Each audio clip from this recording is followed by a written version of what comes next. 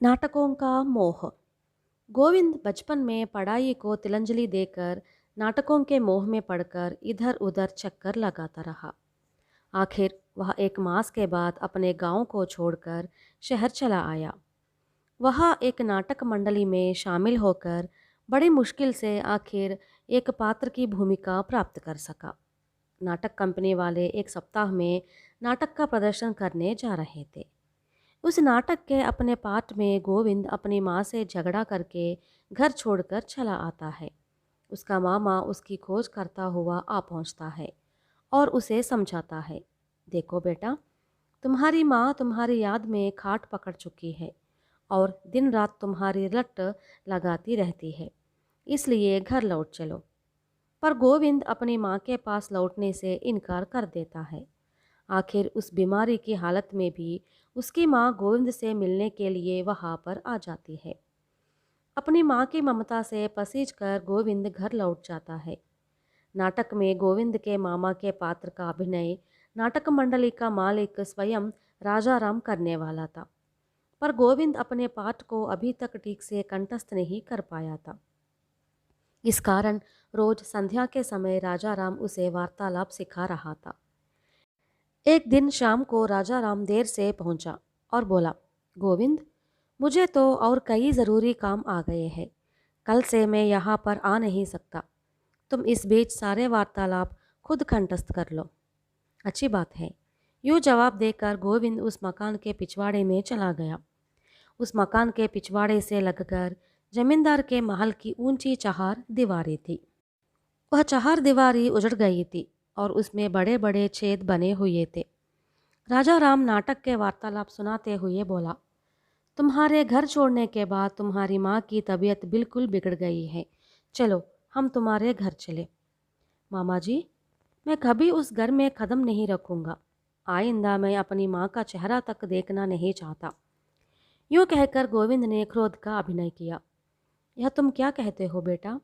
तुम भले ही अपनी माँ को देखना ना चाहते हो, पर अपने पुत्र को देखने के लिए माँ का दिल कैसे छटपटाता है तुम क्या जाने। यदि तुम नहीं चलोगे तो तुम्हारी माँ का बचना मुश्किल है। राजा राम ने अपना वार्तालाप दोहराया। इस प्रकार थोड़ी देर तक राजा राम गोविंद के साथ मिलकर नाटक के वार्तालाप दोहराता रहा, फिर वहाँ से चला गया।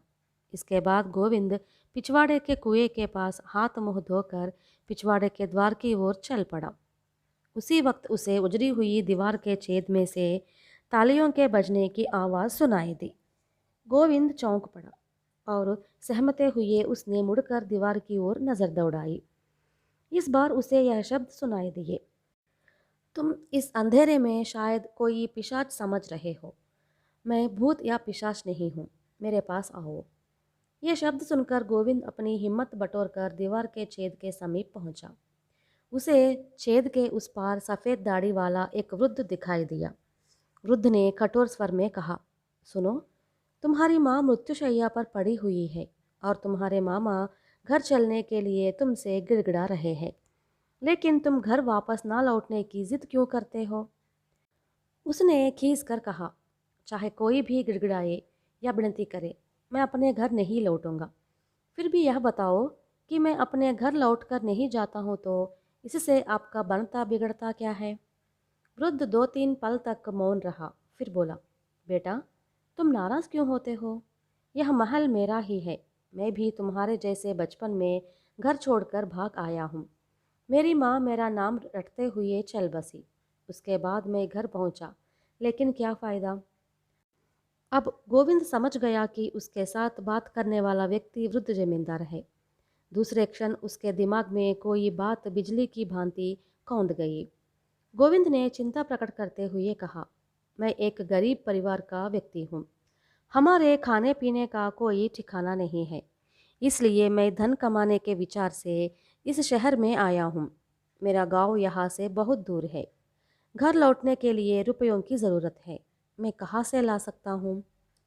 यह उत्तर सुनकर जमींदार खिलखिलाकर हंस पड़ा और बोला, तुमको घर लिवा ले जाने के लिए आया हुआ मामा अपने साथ काफ़ी रुपया लाया होगा। फिर भी मैं तुम्हें उचित धन दे देता हूँ। थोड़ा रुक जाओ। मैं अकेला आदमी हूँ, मेरा पास काफ़ी धन है। यूँ कहकर जमींदार वहाँ से चला गया। आधा घंटा बीत गया। गोविंद उस अंधेरे में उजरी दीवार के पास खड़ा हुआ था। उसके मन में फिर यह शंका पैदा हुई कि उसके साथ बात करने वाला व्यक्ति बूढ़ा जमींदार है या कोई पिशाच है। इस डर से वह चारों ओर सहमी नज़र से ताक रहा था। इसी बीच जमींदार दीवार के छेद के पास लौट आया। जमींदार ने दीवार के छेद में से एक छोटी पोटली गोविंद की ओर बढ़ाकर कहा, तुम यह पोटली ले लो और कल सवेरे नींद से जागते ही अपने गांव चले जाओ। गोविंद घर के अंदर आया और दीपक की रोशनी में पोटली खोलकर देखी। उसमें आंखों को चौंधियाने वाले सोने के 10 सिक्के थे। गोविंद ने उन सिक्कों को पोटली में बंद किया और अपने बक्से में कपड़ों के नीचे उसी पोटली में छिपा कर रख दिया। दूसरे दिन उसने अड़ोस पड़ोस से पता लगाया तो उसे मालूम हुआ कि बूढ़ा जमींदार बड़े ही उदार स्वभाव के हैं। मुसीबतों में फंसे हुए लोगों में अपना धन बांटते रहते हैं। यह समाचार मिलते ही गोविंद के मन में यह लोभ पैदा हुआ कि जमींदार से थोड़ा धन और ऐंठना चाहिए। उस दिन शाम को अंधेरा फैलते ही राजा राम आ गया। दोनों उस मकान के पिछवाड़े में जा पहुंचे। राजा राम नाटक के आगे का वार्तालाप सुनाता हुआ बोला, तुम्हारी माँ तुम्हारी राह देखते हुए अंतिम घड़ियाँ गिन रही है। अब भी सही, देरी ना करो, तुरंत घर चले आओ। मामा जी, मैंने एक बार साफ कह दिया कि मैं घर नहीं लौटूंगा। बस मैं अपने वचन को बदल नहीं सकता। तुम यहाँ से चले जाओ, गोविंद दृढ़ स्वर में बोला।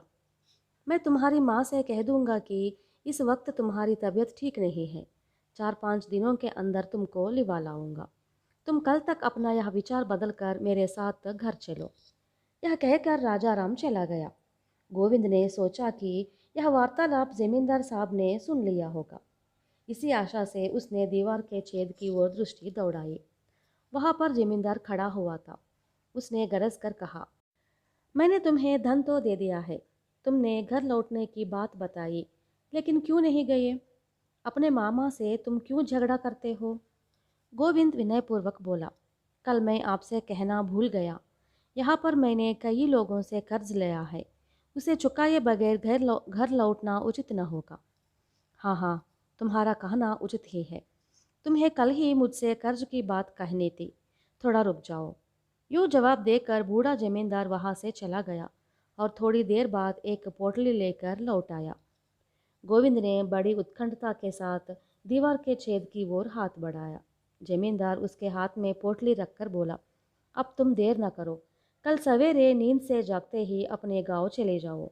तुमने जो गलती की इसके लिए तुम अपनी माँ से माफ़ी मांग लेना।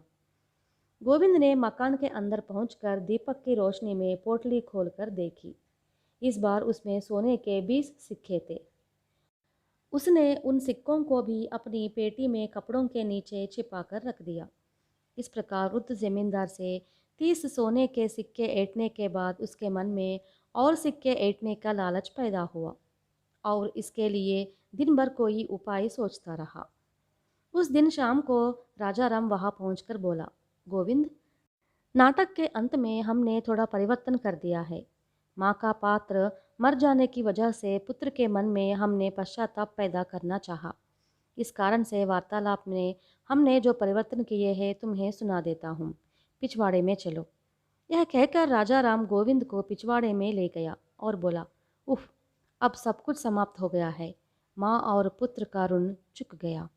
मैंने जब तुम्हारी माँ से कहा कि तुम्हारी तबीयत ठीक नहीं है, तब तुम्हारी माँ उस भयंकर बीमारी की हालत में भी किराए की गाड़ी ठीक करके तुमने देखने के लिए घर से चल पड़ी।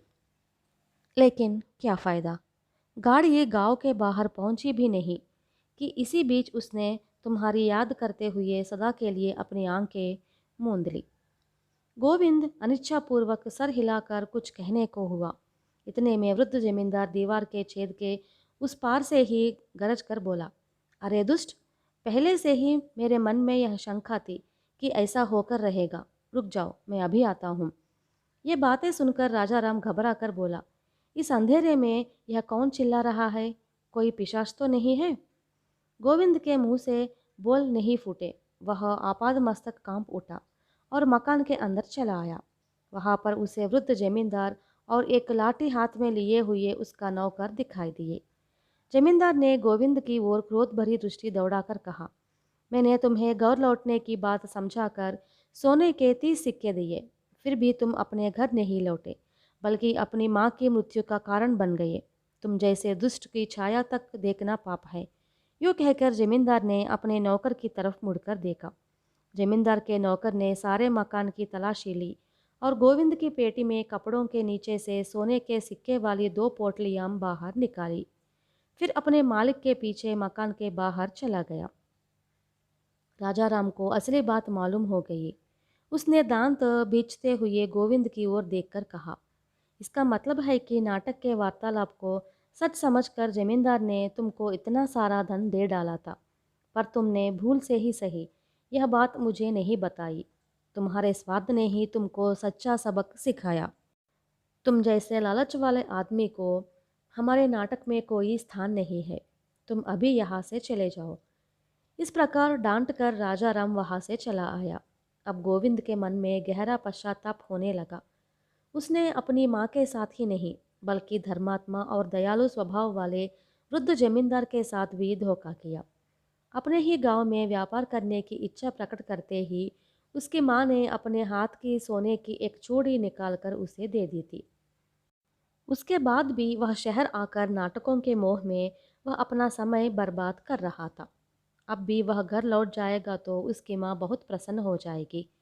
यूँ विचार कर गोविंद ने अपने मन में यह निश्चय कर लिया कि अपने ही गांव में रहते हुए कोई व्यापार शुरू करेगा और माँ की सेवा करते हुए अपना जीवन यापन करेगा। इस निर्णय के बाद गोविंद दूसरे दिन बहुत सवेरे उठकर अपने गांव की ओर चल पड़ा।